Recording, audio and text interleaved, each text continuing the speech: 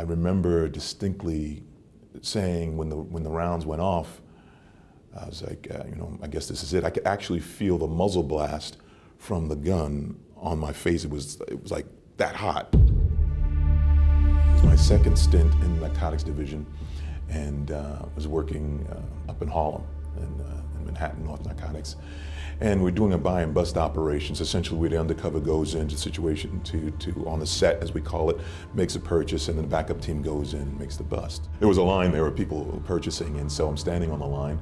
The door closes behind me, and there was a long, narrow hallway, about 5 feet wide, about 30 feet, 40 feet long. And sitting down in front of me on the left was a guy who was actually doing the deals.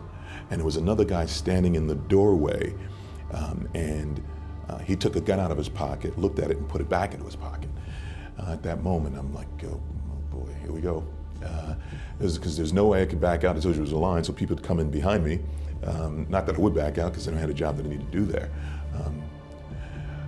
And so as we got closer, and it actually starts getting a little fuzzy from there, because at a distance about maybe 10 feet, this guy and I, our eyes caught one another, and next thing I know, we started shooting at each other.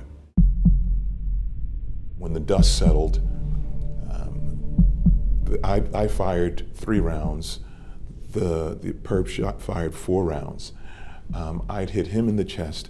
I hit the other guy with him in the leg, and I wasn't hit. The emergency service unit goes in after a shooting, after any shooting, because they have to be able to account for all the rounds that were fired. They found my 3 rounds, were only able to find 2 of his 4 rounds. They don't know where the other 2 rounds went. Now remember, the hallway's about 5 feet wide, 40 feet long. The door behind me was closed. There were no bullet holes in the door behind me, or they couldn't find them in the wall. So the question is, where'd the other 2 rounds go? I choke up every time I think about it, because I know where they went. That was my guardian angel. That was God.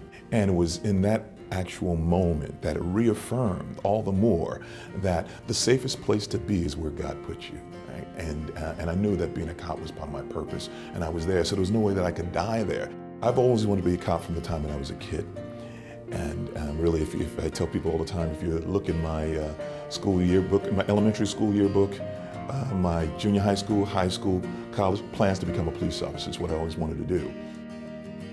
I knew that my life was in God's hands, and that He was in control, and that He had something for me beyond.